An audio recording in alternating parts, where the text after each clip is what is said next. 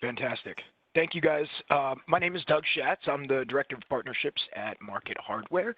And I'm joined by my esteemed colleague, Alon Parkin, who's our Director of Education.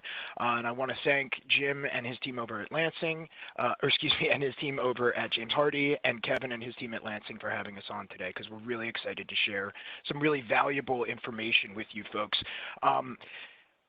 We know that many of you get calls and emails promising how to generate more leads.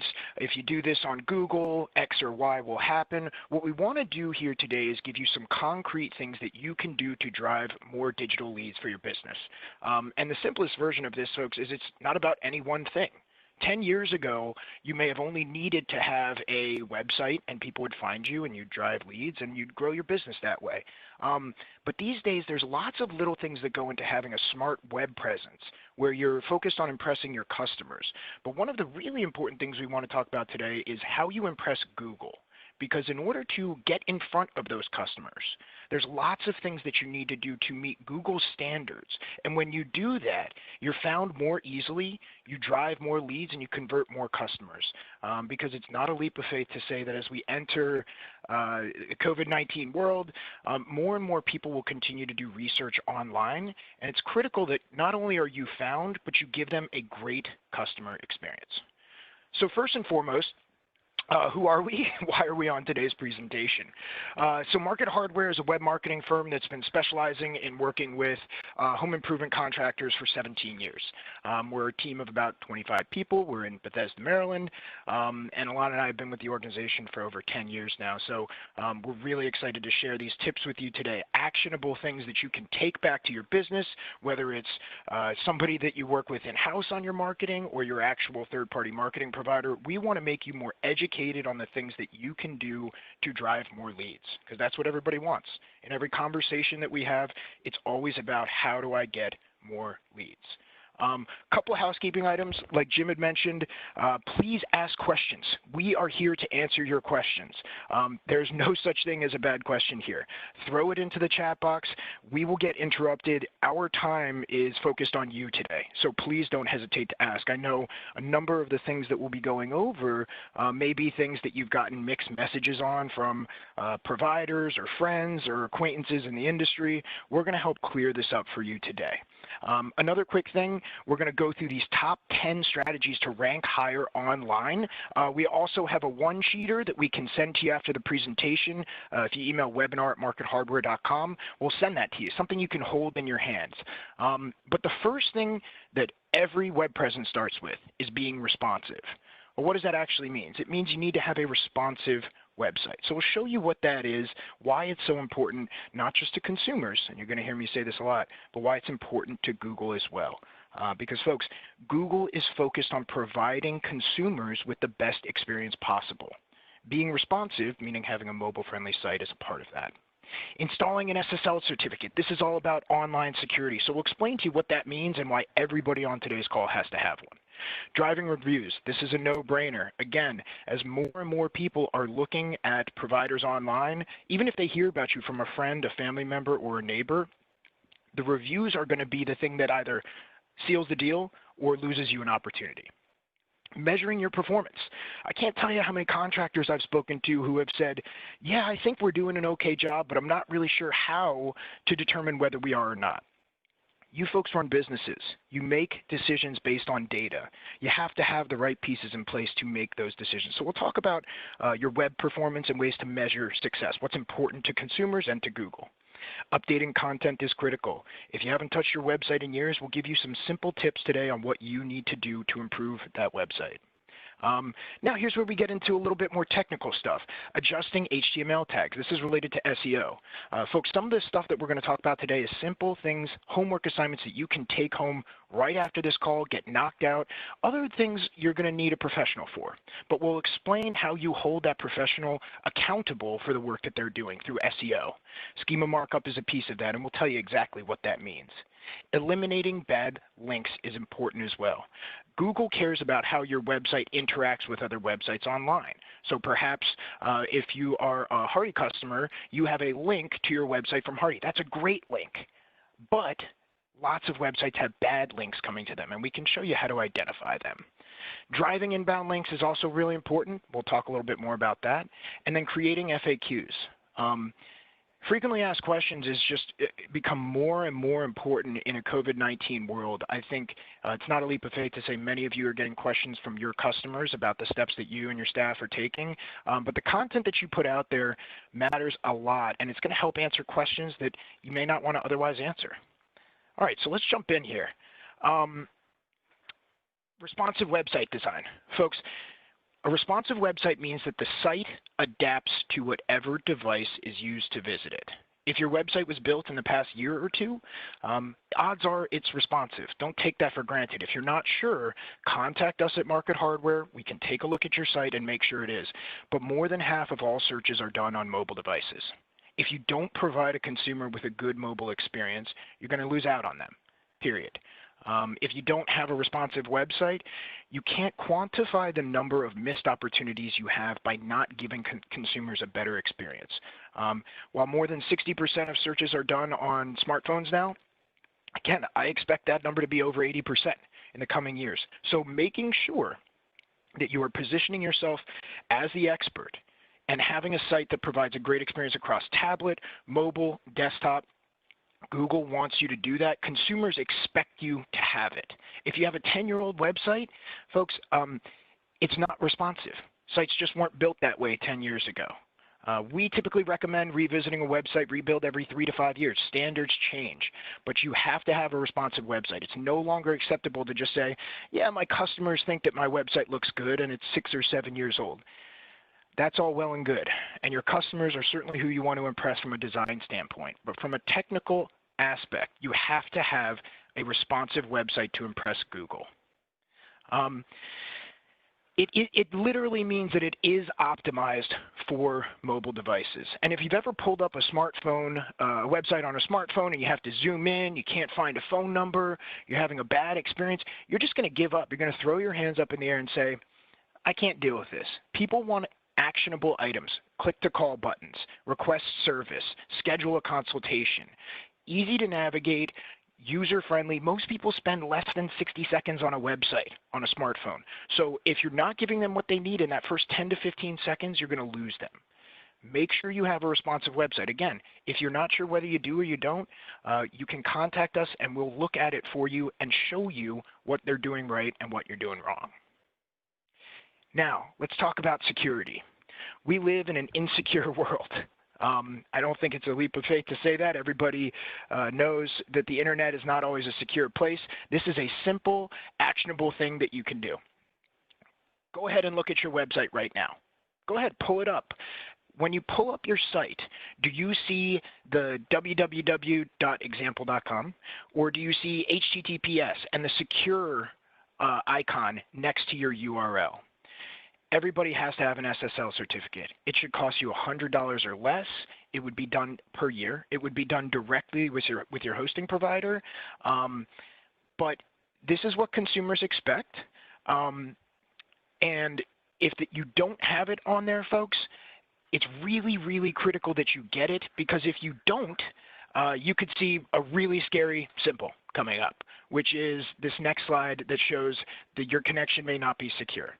If somebody sees this, a consumer, and we've all seen this before, that means that nobody's going to click through to your website. As we're going through the presentation, folks, we'd love to hear from you. When you look at your website, chat into the icons. Are you seeing an SSL certificate on your site? Are you not? We're not going to judge anybody. Most websites out there don't have it, but Google expects you to have this, and when you do have it, it can help you with search rankings. Is having this going to skyrocket you on Google? Not necessarily, but not having it can show consumers this slide that we're seeing right here, or this picture, and it can also tank your rankings because you're not meeting just the bare minimum of what Google expects of your website.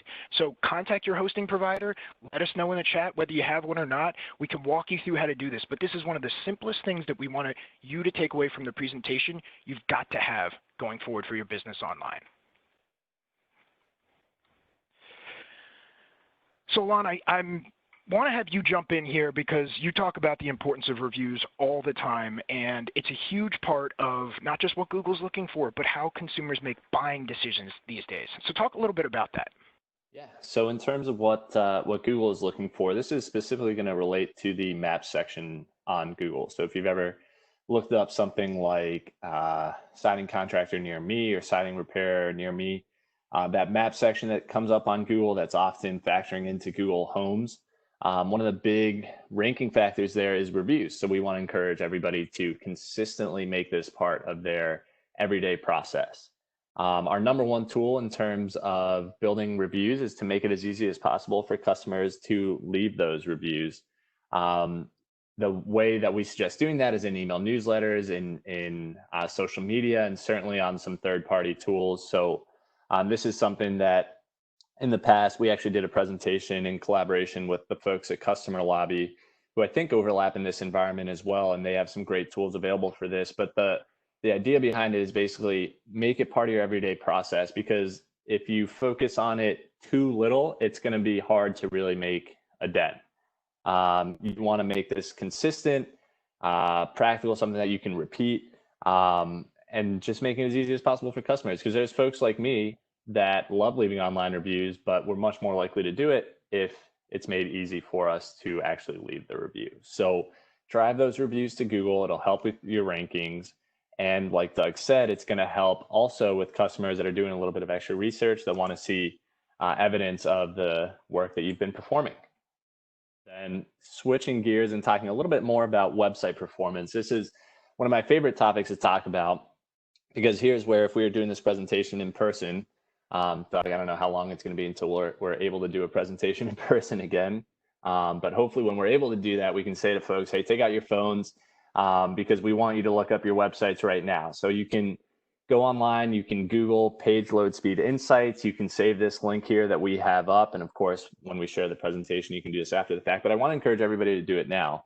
But what you can do, you can go to this Google page speed insights tool, and you can plug your website URL directly into that link. And you can see immediately the score that you receive from Google. So you'll get a score on a scale of 1 to 100 for how fast your website loads. And of course, you can see here in the example, 90 to 100 is fast, 50 to 89 is average, and 0 to 49 is slow. So why does that matter?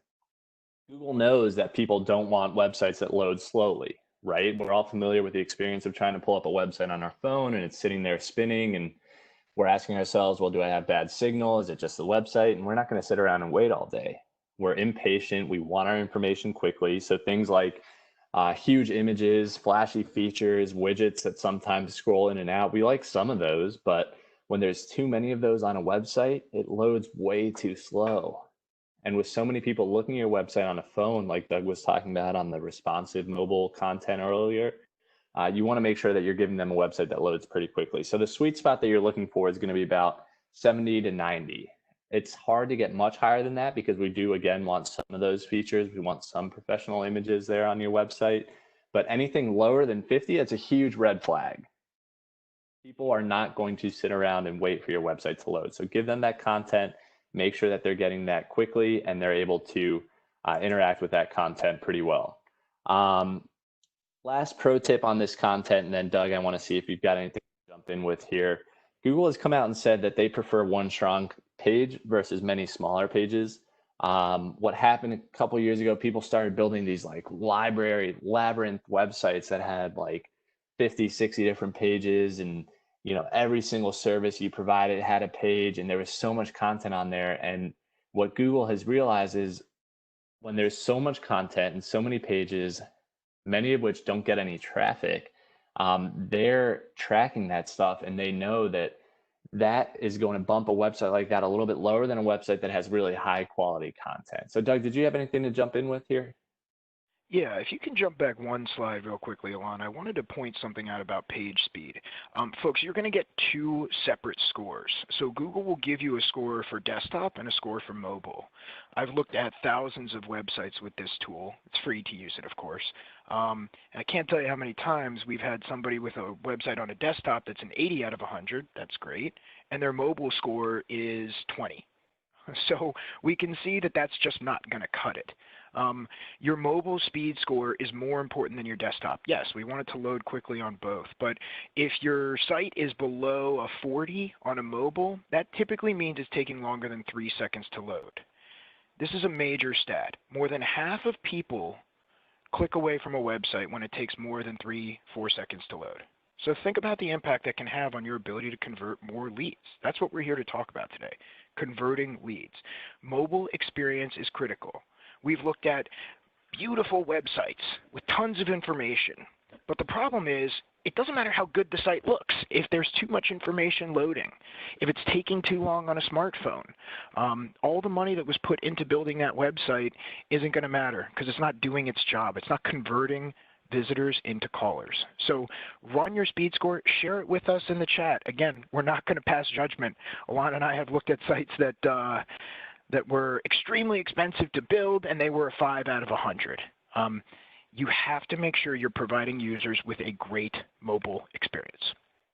All right, so let's jump forward a little bit here and talk about what goes into search engine optimization. So the simplest definition here, folks, is search engine optimization is the practice of making your website more relevant than your competition in the eyes of Google, not in the eyes of consumers. And you all get calls about this, emails about it all the time. Promises of this, guarantees of that. I'll have you on page 1 in 30 days, 60 days, 90 days. You're all smart people. If it were easy, everybody would be on page 1 of Google. 10 years ago, it was easy. But each year, each month really, Google is raising the bar on the expectations that they have from business owners to get that page 1 exposure. And when you get onto page 1 of Google organically, for the top services you provide in the towns and cities you provide it, every visit you get is free. You're not paying for organic traffic. We also see that a lot of organic traffic tends to be really high quality customers because they're savvier buyers. So what goes into actually impressing Google? So if you're working with somebody on SEO, I highly recommend you jot these things down. Your title tag, your meta description, your H1 tags. This is the stuff you should take back to your provider and literally say, hey, what are you guys doing about this? What are our title tags? What does our H1 say? How are you holding your provider, SEO provider, web provider accountable? Because the title tag itself should be a 65-character or less description of what that page is about. So in this case, we're looking at the company background page, and if you look in the bottom right of this slide, that's actually the result that comes up in Google. It says company background ABC citing. Short, sweet, and to the point. If this was a service page that was focused on a particular market, it might say ABC citing serving Bethesda, Maryland since 1982. That's clean title tags, and each page of your site should have a unique title tag. If you're working with somebody on SEO and they're not doing that, they're not cutting it, bottom line. So make sure you're looking at this stuff because it matters, again, not just to Google, it's important to Google, and they should be updated on a monthly or quarterly basis. You don't have to change what you say you do, you just change the way that you say it. But how many of us have looked at a Google results page where we've seen a link and all it says is homepage? You don't even know what that business is about. And if you have that out there with your website, you're missing opportunities. H1 tags, simple, straight to the point. Company background. This is the company background page. I'm not trying to tell you it's rocket science. I'm just letting you know that these are the things that have to line up properly for Google to recognize what you're trying to tell them about that particular page. And your meta description. 8 to 10 years ago, you could fit every keyword in every city and every service you provided into your meta description. You might show up well. That's not good enough. 165 characters or less. This is a perfect one. ABC Siding is a family-owned and operated home improvement contractor. This is perfect. This is exactly what Google wants to see. So take this to your web provider. Take it to your SEO provider. Ask them what they're doing about this. This is the kind of stuff that you need to stay on top of because if you're not, they're going to coast and they're going to take it for granted. Now, we're going to throw a word at you here that we don't expect any of you to come away from this feeling like SEO experts. What we're trying to do is arm you with the right things to ask your provider. So here's another one. Go to them and say, have you used schema markup on our website? pronounced schema markup. Jot that down. If you ask them and they throw their hands up and they're like, I have no idea what you're talking about, well, then that's a big red flag. This is the way the code behind the website needs to be structured to make it as easy as possible for the search engines to read who you are, what you do, and where you do it. I think this is a perfect line. It is a direct line of communication to Google and other search engines. Simplest way to put it. You don't need to learn HTML code to hold your provider accountable when it comes to schema markup, but it's little simple stuff like this that's either going to get your business more easily found or have your competitors coming up ahead of you.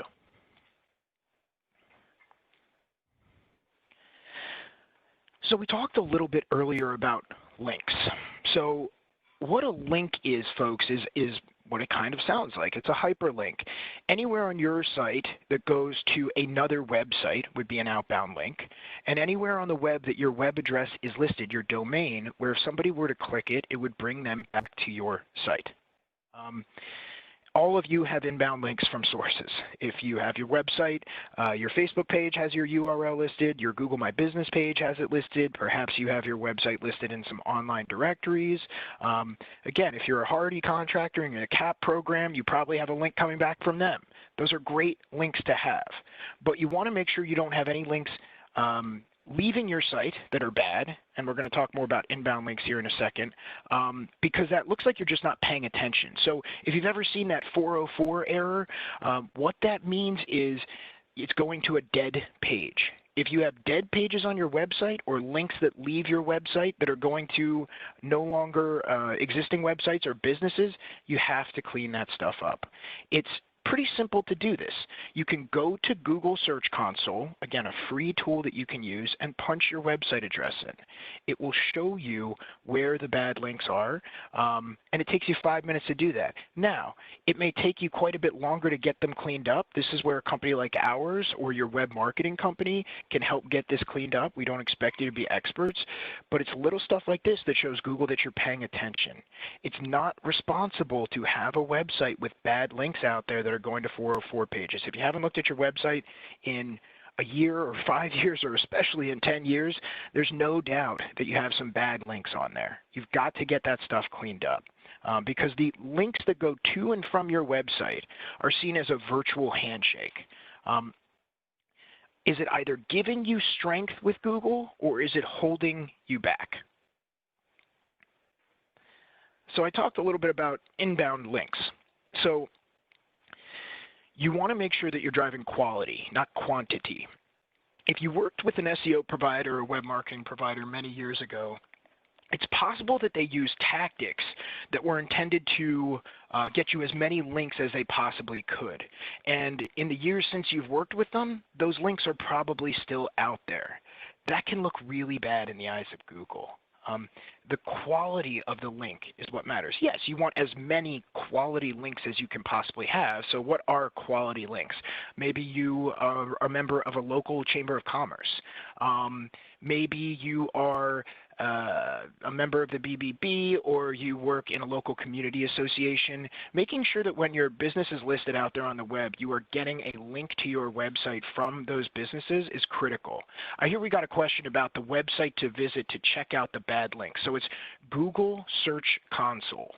It's free to use it, folks, so I highly recommend that everybody check that out because it's one of those things that's often overlooked from an SEO perspective, but it's what you're doing to differentiate yourself from your competitors in the eyes of Google. And having bad links can really drag you down.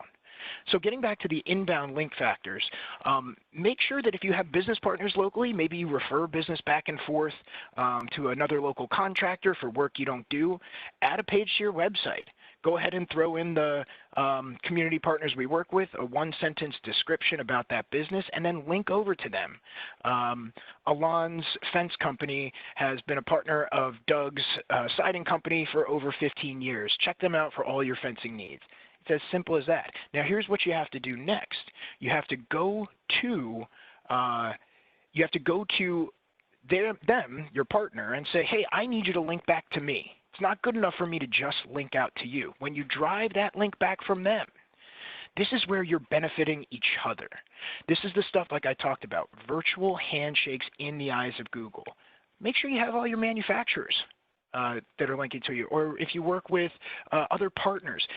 Cleaning this stuff up is really overlooked far too often. And it's a simple thing that can take you, an hour or two, but have really long-lasting benefits for your business.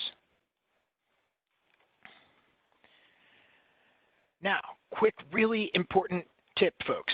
As many of you guys know, attending 3 or more of these Lansing webinars can grant you access to the Hardy Contractor Alliance Program, the CAP program. That comes with the added bonus of getting an inbound link once you reach website status. Now, you have to talk to your Lansing rep about this, so make sure you email customer.marketing@lansingbp.com.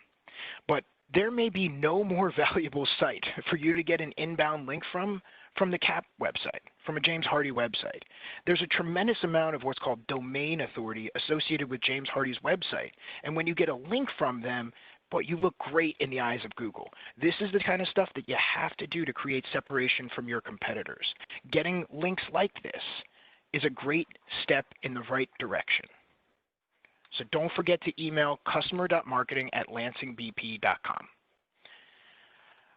All right, so we talked a little bit about FAQs earlier. And folks, again, we're here to answer your questions. If you have questions as we're going through the presentation, please jump in and stop us. We want to make sure that we're answering them for you.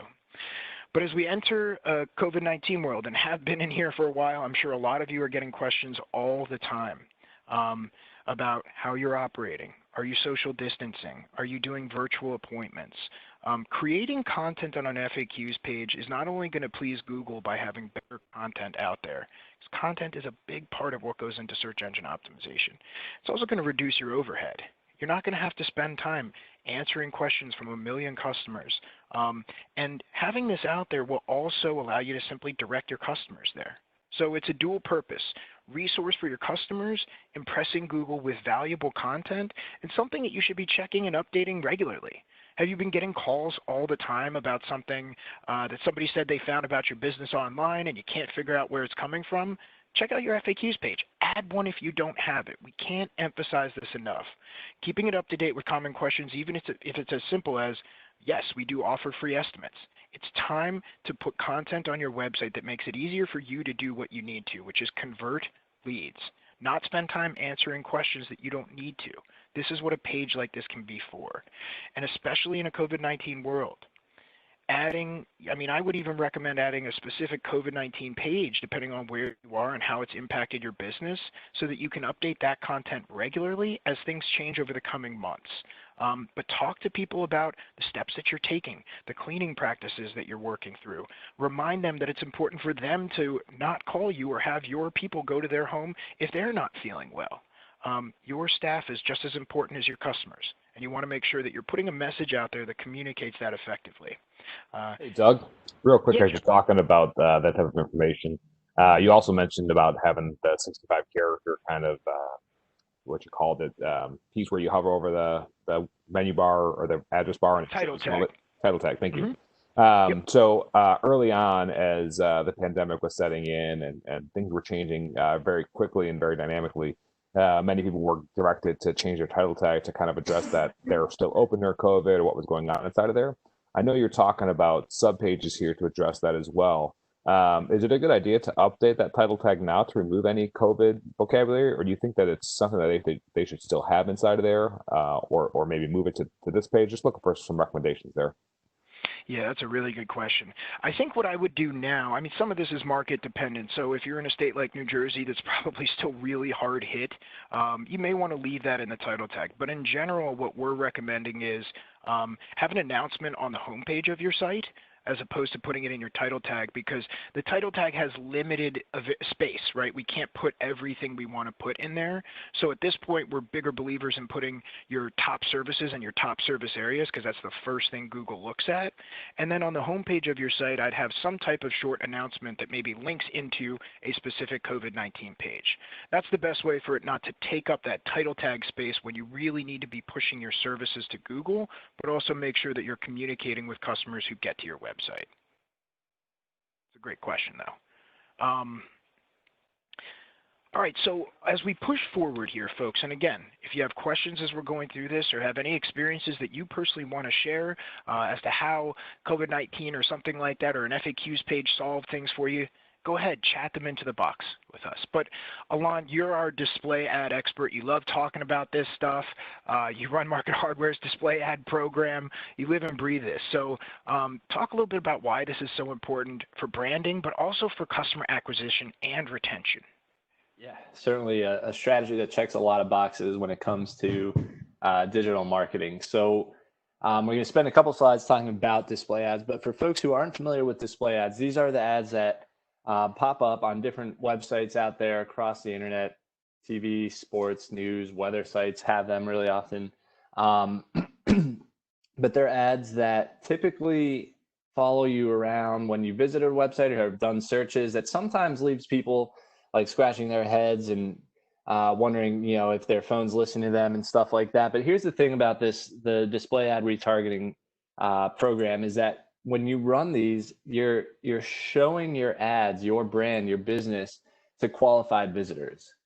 And when we all have our marketing hats on, we know that that's really valuable because it's the difference between showing a billboard on just a heavily trafficked highway where a bunch of different people might see it. Some might notice it, some might not. What we want to do is we want to show those ads to people that are likelier buyers. So how do we define those likelier buyers? The first of which is people that have had on-site interactions with your business. So they visited your website, they looked around, they read some of your services, some of the history about your business, but they weren't quite ready to pull the trigger because, let's be real, some siding jobs are pretty expensive and they're just not quite ready to go down that road, right? Maybe their spouse just wants them to do some research, who knows? So they visited your website, they get distracted, they put it on the back burner, they say, I'll take care of this later. Maybe they looked up some of your competitors' websites. Those are folks that need an extra reminder of who you are, what you do, and that they should get in touch with you. Now, the second audience is going to be off-site interaction. So this is where somebody's going online and they're looking up things like, how long does my siding last? When do I know that it's time to replace my siding?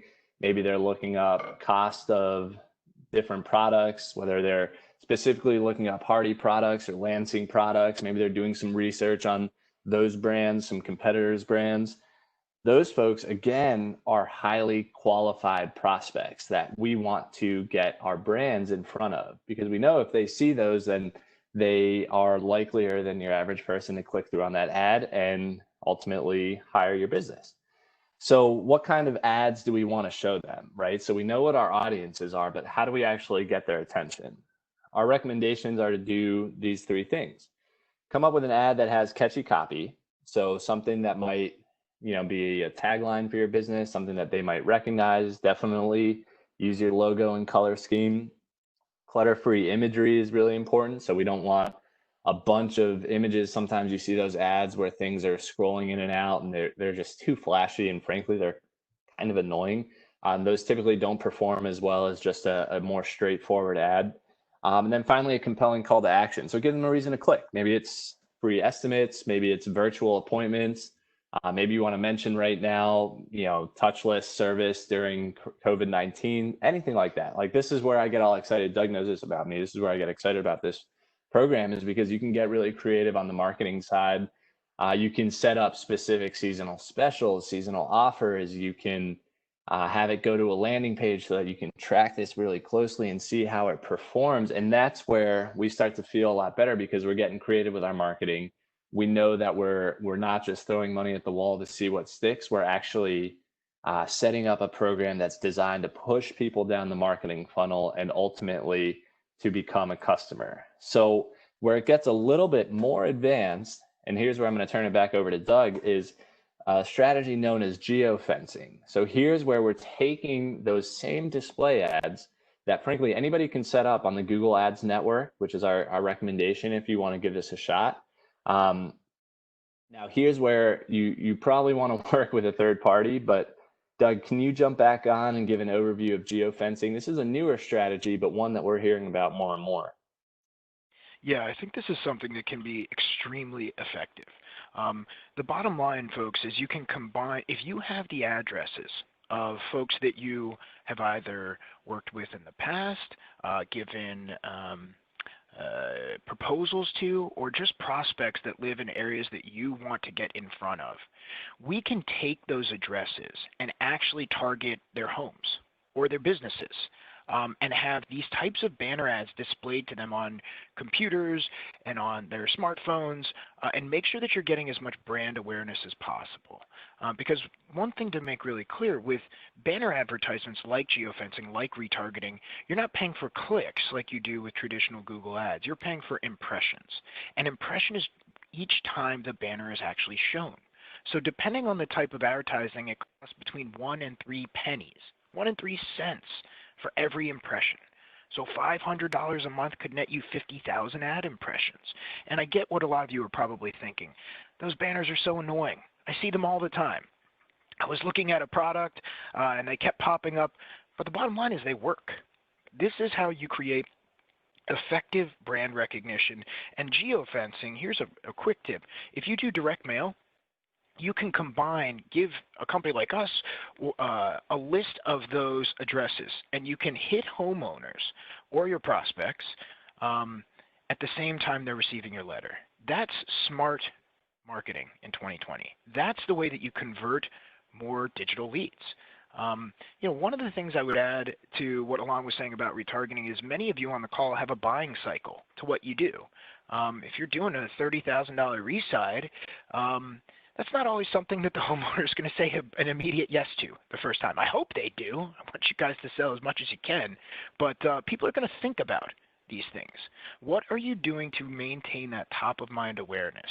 You're not annoying them. You're doing your job. If you retarget them as they're considering it over the following weeks or even months, that's how you make sure that you're staying in front of your customers. That's how you drive them back to your website. That's how you show them that you're a real operator.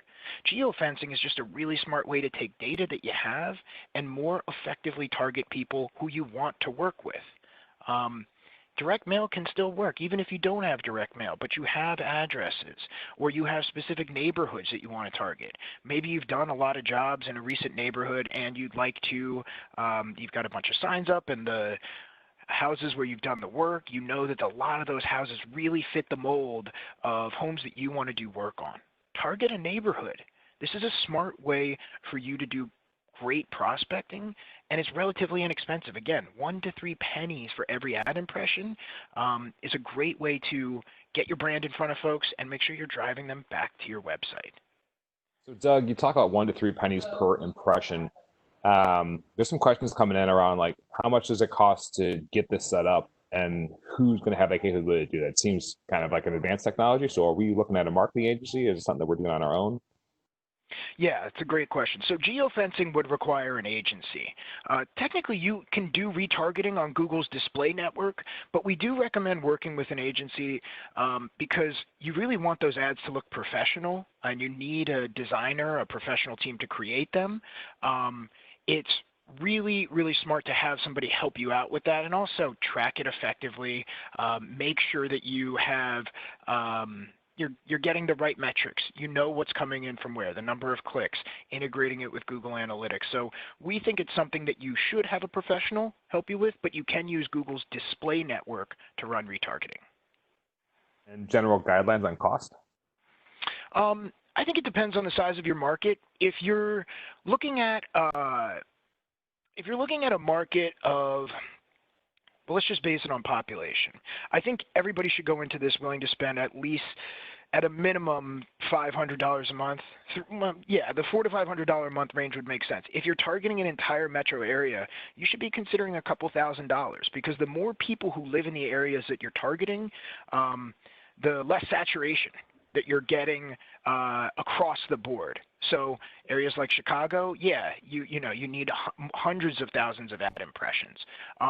We are an agency that does this. We've been doing this for years. We've worked with contractors like the folks on the phone, and we're very experienced at doing this stuff, so we're happy to do that. Any other questions, Jim? Hey, Doug, I would like to say one thing too, which is you bring up a really, really good point. For those of you that are familiar with Lansing Marketing Services and our proximity direct mail campaign program that we can run for you, and that we have run thousands to probably millions of them so far with customers all across the United States. We have that information. We provide that to customers. You could then add that same information in what you're saying, Doug, because when we do those proximity lists, we provide all of our customers with the mailing lists of who's getting them. So you're saying they could then take that, if they use you as an agency or somebody else, they could take that, send it to you, and then geofence that area, correct? Absolutely. Okay. It makes a ton of sense, and it's something that we have the tools to help you out with. Yep. Again, yeah. Perfect. To Kevin's point, that's smart marketing. That's how you take data and turn it into more customers. Because I think, one really important point I'd like to make is data is one of the most valuable things that's out there today. Our data is bought and sold probably 100 times since we started this presentation. But instead of casting just a gigantically wide net, and hoping you reel something in, using data like what Kevin was just talking about, and some of the data points that we talked about today will help you have a better presence on the web. This is stuff that our company's been doing for 17 years. We are as experienced as anybody at doing this. And we understand that a lot of folks on the call today have been burned before, probably apprehensive. You can't be in business for 5, 10 plus years and not have been burned by web marketing companies before. I mean, I say this to Alon and our folks all the time. There's lots of scam artists out there. We really work on setting good expectations. And the purpose of today was really to give you guys the tools that you need, the stuff that you can do on your own, and also things where you might need some help. But as a part of all webinars we do, everybody is entitled to an evaluation with myself or our team. We'll take a look at your web presence. We'll look at your website. We will run a Google ranking report for you. All of this stuff is free. We want to make sure that you have the right information to make smart decisions for your business. It's not every business is going to survive this. More and more homeowners and potential customers who may have had another provider are going to be Googled to find new providers. So when people search for your services online, are you being found? Are you doing the simple things that you need to do to convert them into customers? If you're not being found, your competitors are. So we're happy to do a deep dive on that. You can email webinar@markethardware.com. We're also waiving design fees on display ad campaigns like we talked about, the retargeting, the geofencing, and we're offering a free month of any SEO program. But the last thing I want to leave you folks with, and of course I want to open up to any questions that we have here at the end, if you email webinar@markethardware.com, we will get you a 10 ways to rank higher on Google handout, something to put in your hands, something to take back in the office and say, hey, I thought we were taking care of this stuff. So I don't know if anybody else had any questions. I know we packed a lot in there. Jim, were there any other things we should cover? Yep. So 2 things. One, I'll comment that 10 ways to rank higher on Google is something that was passed out to a couple of hardy contractors recently and had become wall art for them. Good reminders, tips, and tricks to make sure that they're staying top of their marketing. Question that came in on number 1 here, the free website marketing evaluation. So you talked a bit about what's included in there, so I'll make sure that you covered everything that was in there, because the first part of the question was what's all included in that, and then the second part of the question was, I get that that's free, but what's the obligation? So you're going to do a marketing evaluation for me, then what am I committing to do with Market Hardware? Yeah, great question. A phone call. That's all we ask. We would ask you to set up a time to discuss with us. So anywhere from a 15 to 30-minute conversation is pretty standard. It's going to be a valuable 15 to 30 minutes. I've been doing this for 11 years. I've done 10,000 or more of these consultations at this point, and I understand that everybody who's on this call's time is valuable. We appreciate you spending it with us today. But a 15 to 30-minute consultation with us, we will break down what's going right with your website, what's going wrong, and if you give us 3 cities that you really want to rank well in, we will actually run a report on Google that will show you how you're coming up in those markets for your top services or not coming up. And then we'll evaluate that with you on the call. So we want to make sure that we're respectful of everybody's time, but there's no obligation other than a quick call with us. All the programs that we have, folks, are contract free. We don't lock people in. So even if we did work together, there's no long-term commitment. Great. And where should we be going to see your kind of service offerings and any type of pricing detail? Yeah, we'd love for you to check out markethardware.com, and you can learn more about that. We've also got lvp.markethardware.com and jh.markethardware.com, which you can visit to schedule consultations with us. But we've got all the information about our services on our website. To get a quote from us, folks, it'd be best to schedule a consultation and we can give you a custom quote because everybody's needs are different. If you have a great marketing plan and somebody in-house who you love or somebody you've worked with for 10 years, great. Maybe they're not a web designer. We can come in and help. Maybe you have a fantastic site and a great designer and no marketing plan. We can come in and help on the backside of that.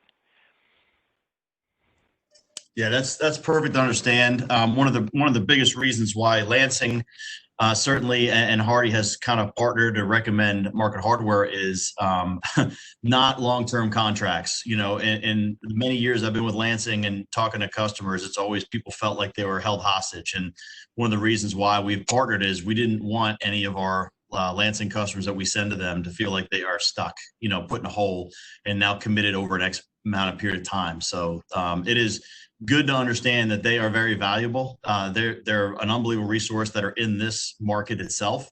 So they're familiar with your business. They're not marketing 20 different types of customers. They really are in our industry doing what you do every day. So they have a good feel for what you and your business needs. So that's hugely important to understand. And we really appreciate that, Doug, from what you guys are doing for our customers. So. We really appreciated being on today, and these were some great questions. And folks, hopefully you've got some really concrete, actionable stuff to do. Get that SSL taken care of. Ask your providers about schema markup. Make sure your website's responsive. It's going to really matter, I think, as much in the next 6 to 12 months as it's ever mattered before. So we want to make sure that we're a resource for you. Our goal is to educate. That's the number one thing that we want to do. Absolutely. And we put in that chat, if you take a look, the websites and the links and everything we were talking about, where you can find these recordings, the stuff that you were talking about as far as where to go for the Google search, the console. And then as far as if you need any help with marketing and you want to talk a little bit more, you know, we are directly connected with Market Hardware as well as James Hardy. I talk with them on a very regular basis. And so we partner a lot with all of our suppliers like that, especially James Hardy does a great job. And so you can email customer.marketing@lansingbp.com and either myself or someone on my team will be responding to you very quickly. That is a program that is there for our customers to help you with any of your marketing needs, questions, and help you direct you to where you need to go. So I don't see any other questions. Jim, do you see any other questions? I do not. I got a bunch of comments, though, just thanking you guys for a great presentation, really quality content. Perfect. Well, look, and thank you guys. Jim, you and the Hardy team, I know they're on here. Thank you. Elaine, Doug, you guys are great. Appreciate you. And everybody else that's on this call, whether you're a Lansing associate or a Lansing customer, thank you for your time. We hope it was beneficial to you. Stay tuned for the recording if you need to go back and see it or just contact us. But I hope everyone has a great day. Thank you for your business and stay safe. And Kevin, I'm sorry, one last thing I wanted to throw out there if it's okay. Folks, I sent the link for lbp.markethardware.com in the chat. So if you click on that, you will be able to fill out a form and get that Google ranking report and schedule a consultation. Perfect. Thank you guys very much again. Yep, you got it. Thank you. Appreciate it, Doug. Have a great day, everyone. Bye-bye, everybody.